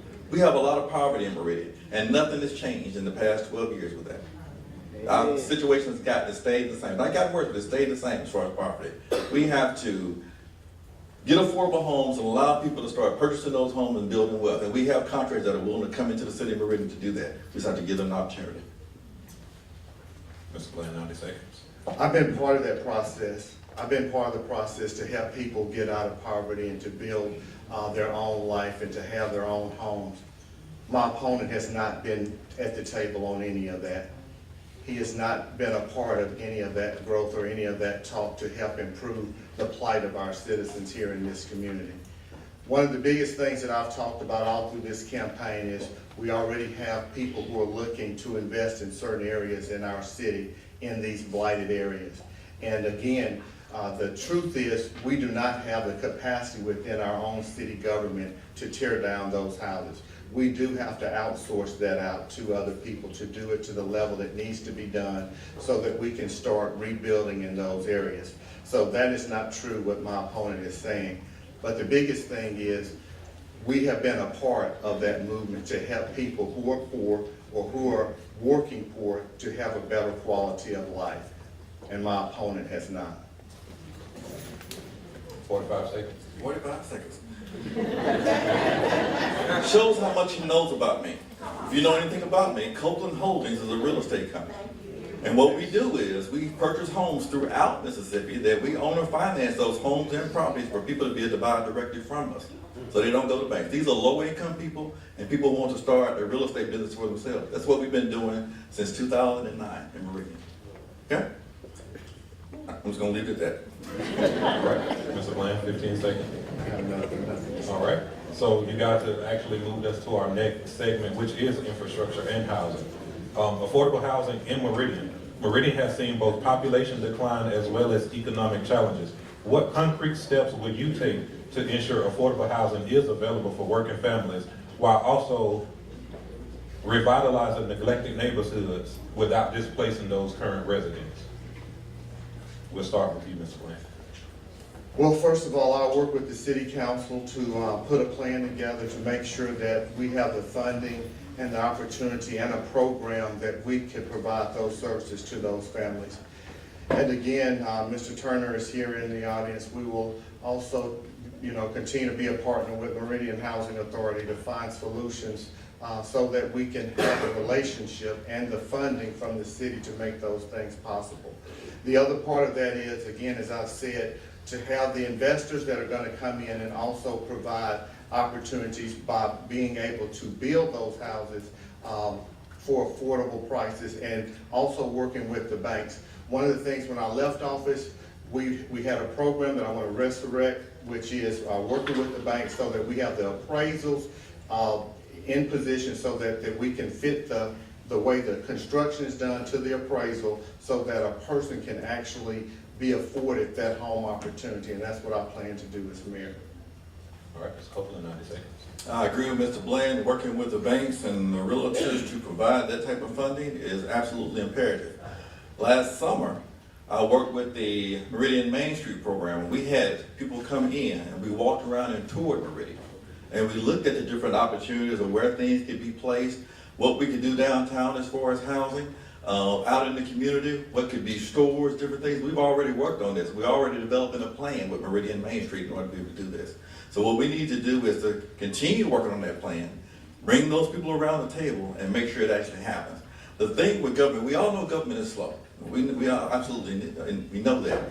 But we have to take that step forward to get moving. That's the point. You can't give up on it. You have to keep moving and keep investing and keep working toward that goal. So we're already working on it in Meridian Main Street. That's what I've been doing the past few years. Even though my opponent think I haven't been here doing that, that's what we've been working on. Just because I don't publicize everything on Facebook doesn't mean that's not happening. We're going to ask the audience that you will remember to hold your applause and your comments. Mr. Bannon, we're going to give you 15 seconds to respond. I don't have to respond. You guys haven't seen him. He has been walking your streets in the last 18 years. So, I mean, that's just talk. The person who's been walking these areas and dealing with the problems of this community is sitting right here in front of you. So, All right, so we're going to move to our next question under infrastructure and housing. Aging infrastructure and city services. From pothole ridden streets to aging water lines, Meridian's infrastructure needs a significant upgrade. What is your plan to modernize these systems, and how will you secure the funding without overburdening the taxpayers? Mr. Bland, we're going to give you 90 seconds. first of all, we're up under $125, $140 million consent decree that we are possibly about to go into the next part of funding for.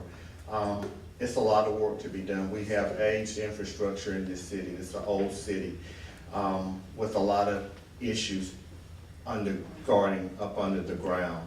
We have got to work with the city council. We've got to work with our financial planners to put a plan together so that when we do pay for the financing of that bond, we do not spend as much as we need to on the interest rates. That's all we can do, but the work has got to be done. And we did that in a way so that our water bills do not skyrocket. But so many mayors before I became mayor kicked this can down the road and didn't deal with it, that I had to deal with it. And it was a 20-year plan,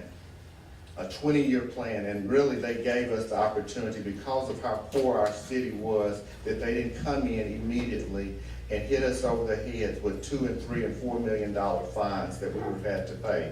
So that took a lot of leadership, and it took a plan. And so I'll work with the city council and to make sure that we continue that plan without burdening you guys being taxed so much on the interest rates. All right, Mr. Copeland, 90 seconds. Yes, I agree. It was unfortunate that we had to have the federal government come in and tell us to upgrade our facilities, but I'm glad that it happened, and it's a good thing. We're moving forward. Pretty soon we'll have all the things that we need and infrastructure in place. That's really such a critical time for Meridian to get ready to move, because we're getting all the things in place. Our streets have been paved, our infrastructure is being upgraded. It's a great thing. When we finally get those tax dollars that we're hoping to get, we're planning to get from the Conference Data Center, then we need to make sure we pay down these bonds. Debt is not the way to do anything. We need to finance everything as much as possible in our city budget every year. And that's why I'll be working with the city council to make sure we do. We have to set a budget, we have to set priorities. We need a 5 to 10 year strategic plan for this city. We had a master plan that was created years ago. It was never implemented. It was paid for by the city, but it was never implemented. We need that strategic plan in place to let us know where we're going so we don't do things haphazardly. All right, you want to respond? Okay. Community engagement and equity. Infrastructure and housing decisions often overlook marginalized communities. How will you ensure that residents of all neighborhoods, including East End, Cooper Circle, and Highland Park, has a voice in the city's developmental plans? Mr. Copeland, we'll give you 90 seconds to start. Easy answer. We got to get them around the table. I don't care which housing area that you're from or what neighborhood that you're from. When you need to come to City Hall, we get you around the conference table and we get your ideas and inputs on how we're going to affect your community. Have your city council person there. I want to make the city council people more directly responsible for what's going on in your neighborhoods because they're closer to the people. I think that's necessary. And so we have those people that need to come to us, talk to us, tell us what your concerns are. We're going to have an open door policy in City Hall. Well, we haven't had that in the last few years. We're going to have an open door policy. And you're also going to hear from the mayor. I'm going to have what we call a from the mayor's desk that will communicate to you what we are, what we're doing, and what our plans are on a daily basis, so you know what's going on in the city of Meridian. And those citizens can respond, shoot an email, text, let us know what their concerns are, and get involved with this process. It shows tonight how many of you are here that are concerned, and this is a great thing to see. And I hope it doesn't stop. I hope that you are have that feeling that this is the time for Meridian to change and you want to be a part of it, and that you will come and give me that type of information as your mayor. That's what I'm there for. I'm there to serve you. Thank you. 90 seconds, Mr. So I will let the city council in those areas, we have got to elect city council members who are going to be the voice of their area. The mayor has a lot going on as being the mayor. So the city council people have got to be the one that engages on the grassroots level with the people so that we know exactly what issues and what areas in their wards that we need to provide funding for. So a simple answer to that is I will not try to overmanage that at all as mayor. I will rely on the communications that I get from the city council people in each one of those wards to handle that solution. All right, our last question under this topic would be public transportation and accessibility. Public transportation options are limited here in the city of Meridian. How will you improve transportation infrastructure to ensure that residents, especially our seniors, our low-income families, and people without cars can access their jobs, healthcare, and education? Mr. Bland, we'll start with you.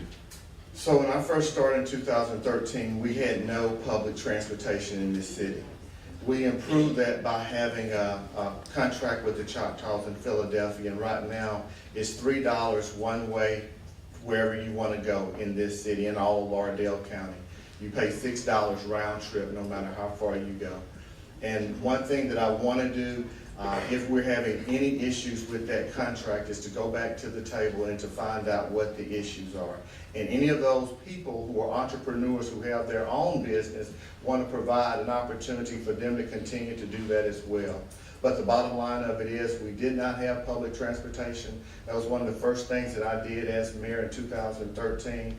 And if we do need to improve upon that, I want to get the people back to the table and see what we need to do with that contract to improve it. All right, Mr. Copeland, 90 seconds. I agree with Mr. Bland that public transportation is very important in the city of Meridian. I'm not sure how far that Choctaw transportation system goes throughout the city. I'm not really sure how well it works, but we do need to look at it. I've had some citizens that's talked to me about it. We have some individuals that are in our community that are blind and different things like that have problems using that system. So it definitely needs to be something that we look at as a city and try to improve that. We can't grow as a city if we're not taking care of our citizens. And that's one thing we need to be able to do. You should be able to jump on a public transit city in a city the size of Meridian to be able to go anywhere you want to get to. And we need to work on that. But I thank Mr. Bland for the time that he did implement that during his administration, because it's definitely necessary. All right, as a follow-up to that, Mr. Copeland, would you be interested in funding any type of public transit here in the city of Meridian? Anytime I'm a very conservative person when we talk about money. Anytime we're talking about funding something, we got to sit down with the budget and look at it and look with the city council. I am not going to obligate the city of Meridian for anything that we cannot take care of long term. We've had situations in Meridian where we've had to furlough some people and we've had some budget shortfalls. We cannot go back to that point. So public transportation and the city paying for it sounds like a great idea, but we got to sit down and look at the numbers. I'm not going to obligate you as a taxpayer and raise your taxes to take care of public transportation. All right, Mr. Bland, 45 seconds to respond. Real simple. It goes to the back and forth communications that my opponent does sometimes. First he said a city our size should have public transportation. Then when you ask him where the funding is going to come from, he says, I'm very conservative. I don't know about that. So when you are in the position, when you say something, you got to mean what you say. If you believe that we need to have public transportation, you're going to find the funding or ask the city council to find the funding for it. That's the difference between myself and my opponent. When I believe that there's something that we need, that you guys need, we're going to fight for it, and we're going to beg, and we're going to claw with the city council to get it done. If it's public transportation, if it's something else that is a critical need for this city, I'm not going to say that I'm too conservative to get it done. All right, we're going to move. 15 seconds. Once again, I did not say I wouldn't do it. I said look into it. That's the only thing you can ask any leader to do, in charge of anything. You want them to make sure they got the research done and it's done correctly. All right. We'll move to our next segment, which would be administration priorities. Under this segment, we're going to be discussing leadership and accountability. We'll start with you, Mr. Bland. What criteria will you use to appoint or retain department heads in key areas like public works, policing, and economic development? How will you hold them accountable for measurable results? 90 seconds. I look at their competence, their character, their cadence, their concern for people, their community involvement. How involved have they been with this city? How engaging are they? Because they're going to be another mouthpiece for the mayor's office. They're going to have to be the ones that go out a lot of times and communicate to you guys in your community what is really going on. So those are some of the characteristics that I'm going to look for the leadership that serve in any of those roles, from police chief to public works director to any of our directors. Competency, character, cadence, community involvement. Those type of issues are very important to me, and I stand by that. All right, Mr. Copeland, 90 seconds. I've been military for more than half of my life. My core values are integrity first, service before self, and excellence in all that we do. That's what I believe in. And that's what I'm going to make sure my department heads believe in. My department heads have to be sure that they can follow the vision that I set forth for this city. And that's what I'm going to do. I'm going to set forth the vision for this city. And they have to make sure they can follow those. They have to be qualified for anybody that I select. And they're going to stand up to the muster of the scrutiny of the city council before I appoint them. and the city council will know who I'm appointing. We're not gonna get to a board meeting, our first board meeting, and have to hash it out on who we're gonna get. They're gonna know ahead of time, look at the resume, and know who I'm looking at to appoint those department heads. It's critical, like we said earlier, you can't get in front of the public and start hashing out things. That's our job to take care of sooner than that. All right. We know that the city has been without one for several years, but the chief administration officer plays a critical role in overseeing day-to-day city operations. What qualifications will you look for in your CAO, and how will you ensure that they are effectively managing the department heads and delivering on your administration priorities? Mr. Copeland, we'll start with you, 90 seconds. Okay. I do have a CAO in mind. My CAO has worked at several different levels, supervised many people, multitask, travel to go out and work to communicate, to bring things back to the city of Meridian. That's the kind of CAO that I must have and will need. I need somebody who will work through the department head. The problem we have now in our government is that the city council will have questions of department heads, and department heads can't even respond. That's the way it's been set up. I'm not talking about Mr. Bland's administration. That's the way it's set up right now. And we have to have department heads that can respond to our city council, get them the information that they need, and to be able to make decisions effectively. So I need a CAO that's going to make sure those department heads are taking care of quality of life issues, to make sure the morale of our employees is good. The morale of our employees has been terrible over the past 12 years. If you don't believe me, just ask them. Ask the people who work for the city and what their morale level has been. So that's what my CAO's job is, to make sure that those department heads are taking care of our people so they will take care of you. All right. Mr. Bland, 90 seconds. It goes back to what I just said about the department heads. Someone who has had the experience, has had the educational level, and has dealt with an organization the size of the city of Meridian, 300 to 400 to 500 employees, and also has the character and also has the things that I know that it's going to take to lead not only the 7 or 8 department heads, but also to make critical decisions with the other 500 to 600 employees. Also the person who's going to be able to break down issues, major issues that's going to be going on when the attorneys come and provide us with information that we've got to make critical decisions on right then and there. No, no, that's not. Okay. So that is the type of stuff that a good CAO is going to have to be able to do. But the main thing is they're going to have the competency and also have the experience to have been in an environment like the city. There are a lot of moving parts in the city. And for somebody to just look over there and say, you know, those things aren't great all the time, it's real easy to do. But at the end of the day, you've got to be in the arena, you've got to be in the seat. And whoever that CAO is, I want them to be a person who's already been in the fire before. All right, that question will move us to our next segment, which is transparency. Our first question on transparency is, we know that the city council has to confirm any appointment that the mayor makes as a department head. Are there any planned appointment or staffing changes that have been promised in advance of this election? If so, how do you ensure that these are based on qualifications rather than on political support? Mr. Copeland, we're going to give you 90 seconds to start. Okay. Being that I am not from Meridian, I've been here 18 years, but being that I'm not from here and I do not have family here, there will be no type of political appointments because of favoritism. I don't owe anybody in Meridian any favors, any promises. I hadn't made any promises.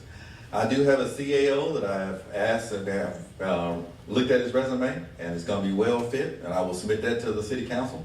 And I have a chief of police that is well qualified to not only sent me his resume, but sent me all the priorities and how he's going to lay out his department.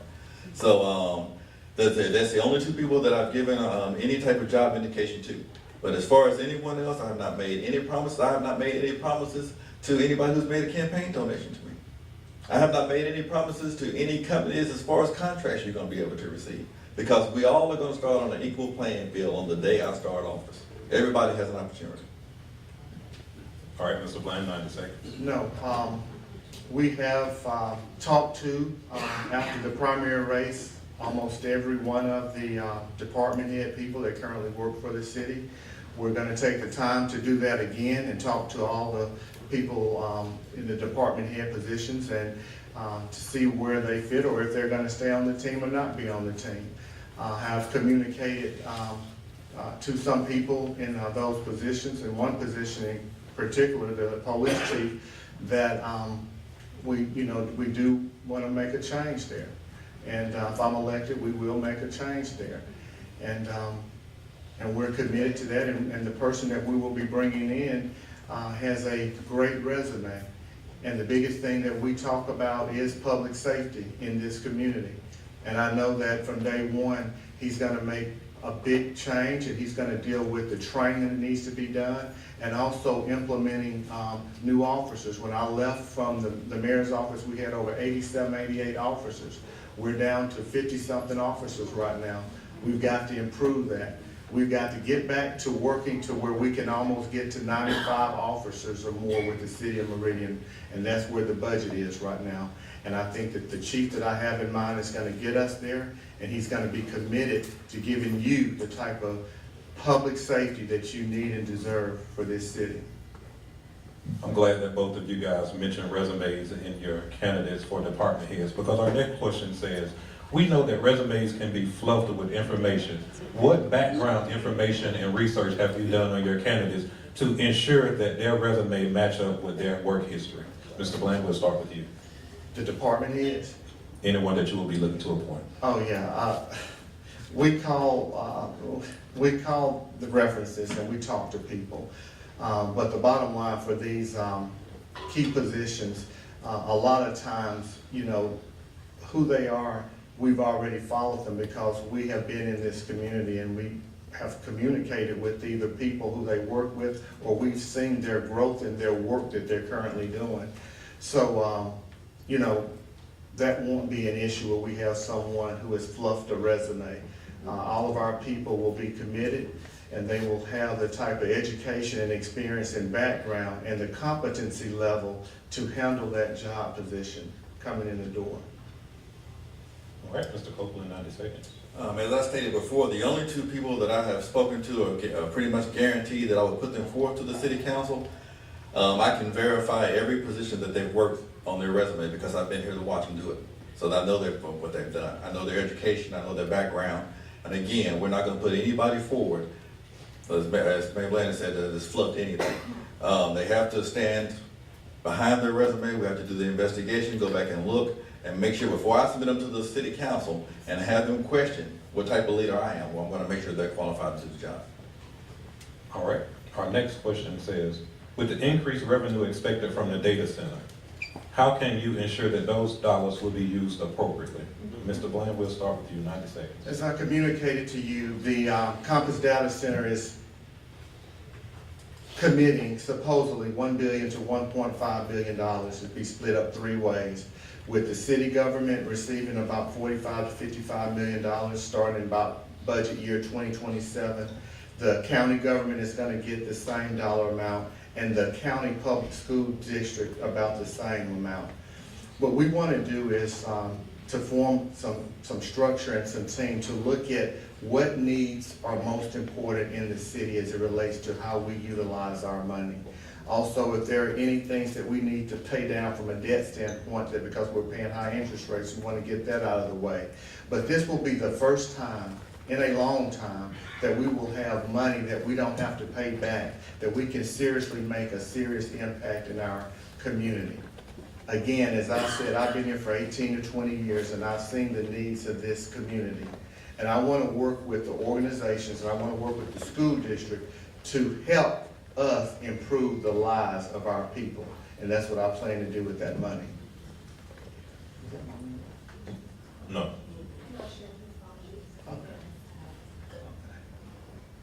I'm good. Okay. 90 seconds.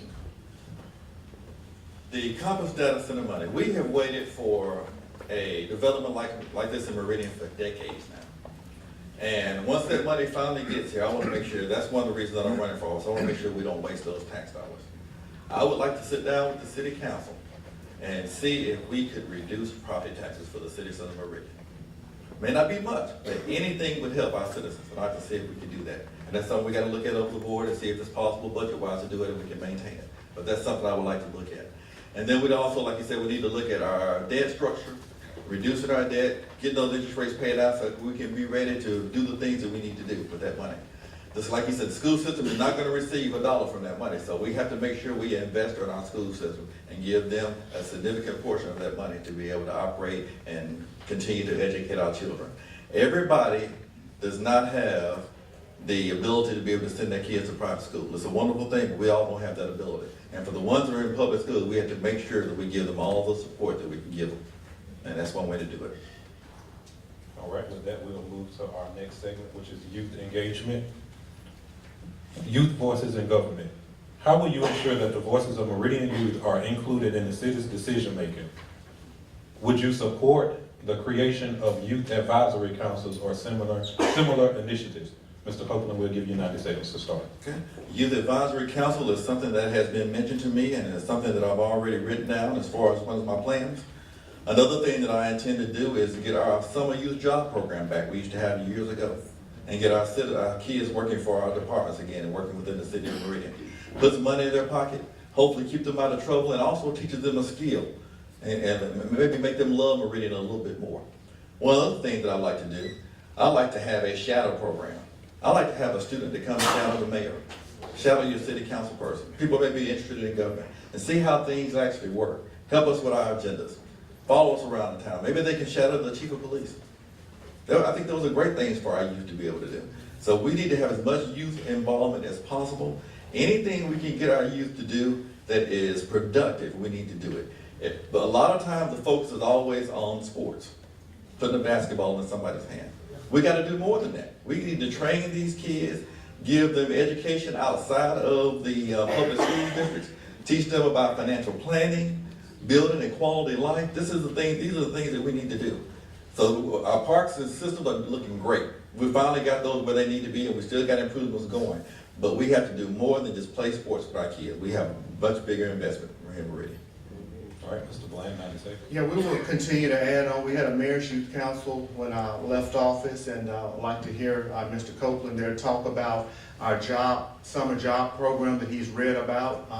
We did have a summer job program for our youth that we did, and we couldn't get the funding every year because you got to have a council that works with you to give you the money. So we're going to go back to the table and put on the table every year for us to continue that summer job program. Also in our Parks and Rec department, we want to add on to some other things that we do that are non-sports related in Parks and Rec. And those things are going to add value to strengthen our children inside of the city of Meridian.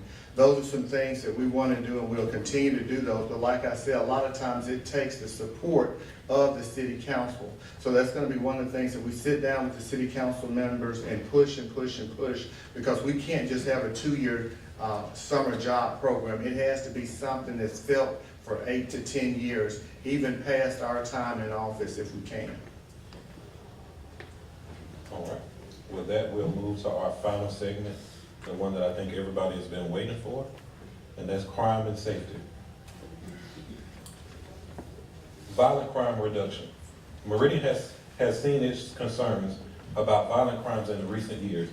What specific actions, and we want specific actions, will you take to reduce gun violence and to ensure safer neighborhoods, especially in the high crime areas? We'll give you 90 seconds, Mr. Copeland, to start.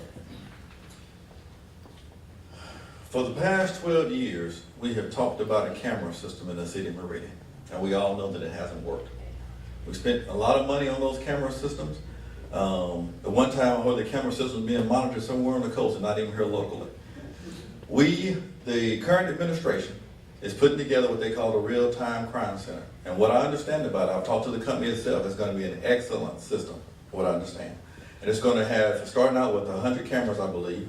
It's going to be monitored 24/7, and it's going to give us a better handle on the crime that we have in Meridian. And that's what we're hoping for. And if it's not, we have to make sure that it is effective. But I believe it's going to be a good system. I'm proud of Mayor Smith and the current city council for taking that step to get it done. Because we know we've been lied to and waiting on this for a long time. So I'm going to take it. I got a good feeling it's going to work for us. And if it's not, we're going to make it work. We're going to start with those 100 cameras. We're going to increase them throughout the neighborhoods, make sure they're in those higher crime areas, just as he just said. And we're going to, the main thing we have to do is get more police officers on the street. Now, right now, where everybody's campaigning, talking about raising the salary of police officers to a certain amount at a certain level, now. Why hasn't it been done before? Why are we talking about it now? The whole proposal is to make our police officers' salary equivalent to what other cities are in Meridian. Has it ever been equivalent to what other cities are in the state of Mississippi? Has it ever in the past 12 years? I agree that it needs to be done, but why hasn't it been done? Where are the priorities at? That's what leadership is about. It doesn't matter who's on the city council. It's about leadership. All right, Mr. Bland, 90 seconds. First thing is, with the camera system, we had a contract with Mississippi Power. We have a great partnership with Mississippi Power on a lot of things. Mississippi Power is the reason that that data center is coming to Lauderdale County and to the city of Meridian. The contract for the cameras were with Mississippi Power, and their people who work on the coast actually are the ones who monitor the camera. But that camera system was a great camera system that also needed sometimes work and maintenance. Just like any contract that the city has, there's a lot of money that we have got to spend on the maintenance of that. Body cameras, you have a great body camera system, but you still got to spend money on the maintenance of those body cameras. The current contract is no good right now until we get the ability to use the power poles that Mississippi Power has. So even though they do have a contract right now, the current administration, we still have got to put up our own poles. The reason that contract was so great with Mississippi Power is because we could put those poles and we could change those cameras anywhere depending on where the hot spots were. We had the flexibility to move those cameras and provide that safety to you in the area of concern that was the concern at the hottest at the time. Not being able to have your own poles means that you have to put two poles sometimes right by each other. That means the bad guys know where the cameras are at. That is a bad model and a bad system. All right. Our next question. When it comes to emergency response and public resources, a concerned citizen recently called the police around 3 a.m. stating that they heard gunshots. The police responded around 8 a.m. to find a deceased victim on their porch.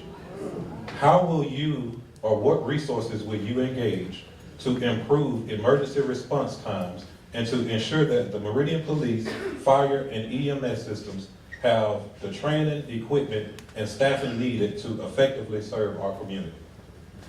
Mr. Bland, we'll start with you, 90 seconds. First of all, it's just unacceptable what happened, but the city does not control that service. That's a county service, so we would have to work with them through that issue. And whoever that happened to, of course, is just sad, but. Well, this person called the city police, I'm sorry. Call the City police. Okay. They didn't call, you said they didn't call 911? 911 city police, yes. Yeah, but when you call 911, that's the county function. It's not on the city, so it really wasn't the city's area. The police chief will not control that 911 call. It's controlled on the county side. But the bottom line of it is we have got to partner in a way that we all, the right hand knows what the left hand is doing. It's the bottom line of that. And some things, like someone said up there today, a lot of times you guys don't understand or know everything that's going on in government because there's so much. And so one thing that I want to do as mayor is to communicate a lot of things that I now see after reflecting for 4 years not being in office, how many and how much people really don't really know and understand about their government. And I will be doing that by communicating more on my mediums and even through our WTOK radios and other people that are here to let people know how these things will and can affect them. We've got to do a better job in government of that. But to answer your question, that's something that we've got to work together on, but that's a county function. All right, Mr. Copeland, 90 seconds. We are, as I said before, we are at the point where we have a fully staffed fire department, which is a great thing. Our fire department is actually starting to get medical personnel to be on their fire trucks with them, which is a great thing as well. We have to work with Metro Ambulance. Right now, they're going through some struggles. We have to make sure we keep them here or try to get somebody to replace them, but we have to have a viable ambulance service right here in Meridian. And then the last but not least, of course, is our police officer. We have to increase the number of police officers that we have. Now, a few minutes ago, Mr. Bland said that when he left office, there were 90-something police officers on his staff. I'm not misquoting, I want to make sure I'm correct. I invite you to go to the City of Meridian's website when you leave here. Pull up the reports, look at the audit that was done in Meridian. In 2013, there were 100 police officers. In 2021, 63, not 90 when he left office. Go look at the stats. They're on the City of Meridian's website. I'm not making this up. I can have this copy if you like it. There were 15 seconds. There were 88 officers when I left. That's a play on words because when I left in June, there were 88 officers. There may have been 60-something officers within the first few months because a lot of officers did leave the first few months after I left office. But when I left office, there were 88, 86, 87 officers, and we had a budget. He said 86, 87, All right. 88. We had a budget of 95. We had a budget of 95, but 87 or 88. So we were almost. Our last question is, as it relates to youth violence and prevention. Youth involvement in crime in the city of Meridian have concerns for many families.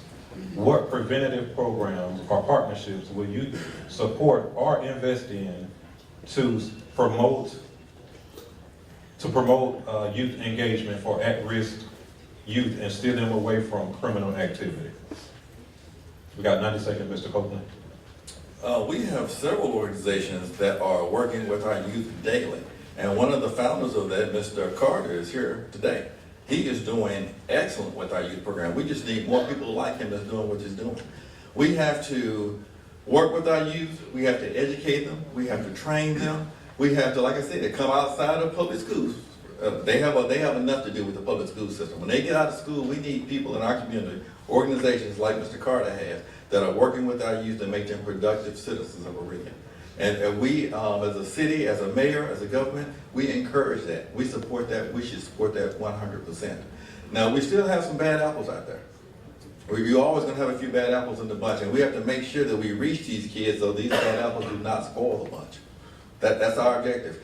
Well, unfortunately, we have some parents that are not doing their jobs. We as a government, we can't legislate that. I cannot legislate morality. I can't. But we have to give the people the resources that they need and that they're seeking in order to be able to help our children. Our children are the future of the city of Meridian. We're doing all of this supposedly for them. That's what we should be doing it for. We want our children to grow up here, be safe, to stay here, get jobs that are affordable jobs, be able to take care of families and live here if they would like to. And we have to start with the children. All right, Mr. Bland, 90 seconds. I'll continue to do what I've always done, working with these agencies from the Boys and Girls Club to Mr. Carter's agency, to myself, being a mentor of young men and young women myself, doing those things. We also have some truancy programs that we already have in place. We will hold the people who are over those programs to a higher standard to make sure that the parents are doing what they need to be doing as far as it relates with truancy. And we also will truly implement much stricter our curfew laws here in the city of Meridian. But from a program standpoint, my administration, my team will do all that we can within our Parks and Rec department to provide programs for these young men and women, but especially for these young black men in the city of Meridian. And it will start with what we do in our Parks and Rec program. All right, so one last follow-up to that. Mr. Bland mentioned the curfew here in Meridian. I don't know how many citizens know that Meridian actually has a curfew. If you sit up and late enough to see the news, you will see the police chief come on and say, parents, it's 10 p.m. Do you know where your children are? That's not just a catchy statement. That's to let you know that your children should be in the house because Meridian has a 10 o'clock curfew for you. So at this point, we will give our candidates 90 seconds as a closing statement and a plea to the public. Mr. Copeland, we're going to start with you. 90 seconds. I'm going to leave you with a story in my 90 seconds. 4 years ago, Meridian was thriving, just 4 years ago. Population was growing. People were moving back into the city. Crime was down. Murder was down. All this was happening with the city. The police department's pay was equivalent to other cities within the state of Mississippi. Streets were being paved. Jobs were plentiful and coming to Meridian. If that's the Meridian you remember, if that's the Meridian that you think we had 4 years ago, then you know which way you should vote. If that is not what we had and what we need to continue to be working on, then we need to make a change. If we continue to do what we've always done, that's just life. You're going to continue to get what we've always gotten.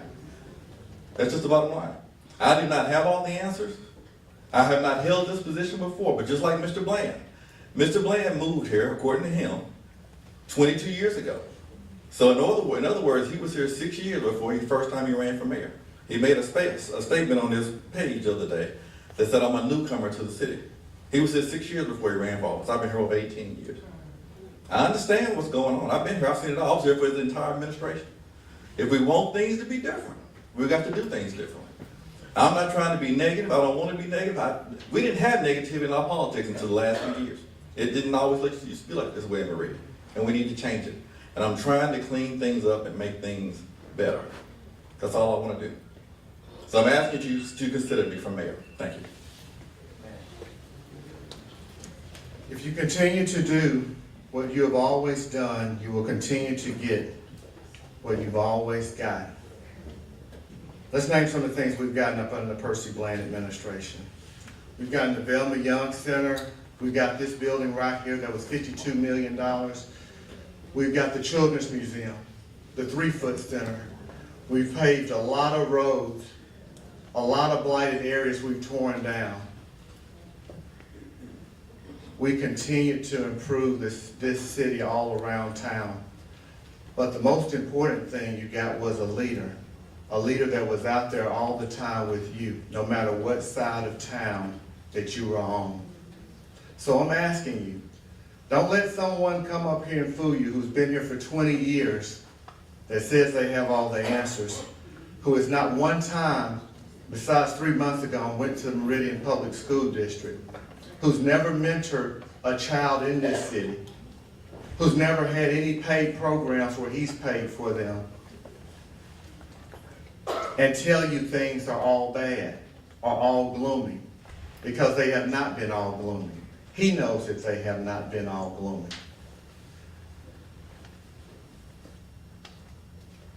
I have the experience of 8 years of mayor and 4 years of reflection. And I'm ready to lead day one. So I'm asking on June 3rd for your vote and your support so I can once again be the mayor of the city of Meridian. Mr. Bland. Thank you. We do thank the candidates for their time tonight. We would ask that you guys give them a round of applause. We know that you have a very important decision to make on June 3rd. So make a plan to vote, make a plan to take someone with you, because as everyone has already said, this is a very pivotal time in Meridian. At this time, we're going to welcome Dr.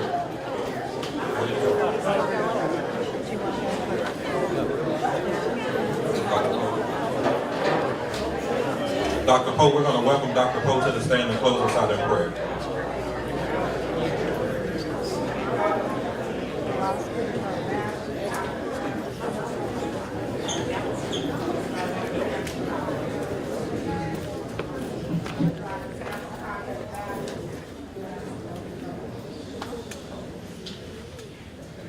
Gracious God, we thank you for the opportunity to gather today and discuss matters of importance. We pray that the discussions we have had and the decisions we have made may be guided by wisdom and your will.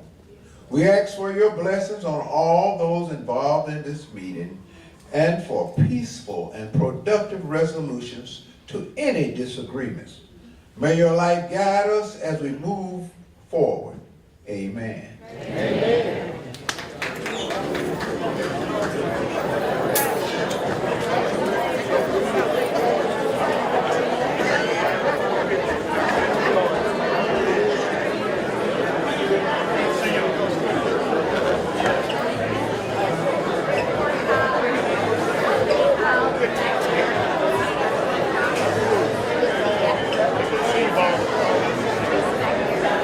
How you doing? Good, how are you?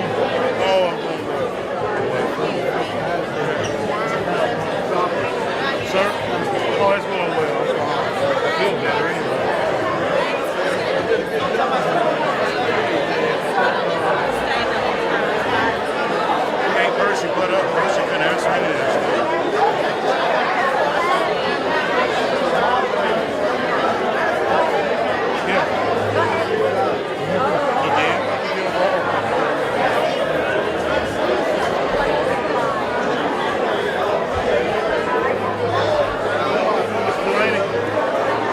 we will, and what we're talking about tonight, we have breaking news. And I'll try to back up just a little bit. We've got breaking news. We've had a shooting during this.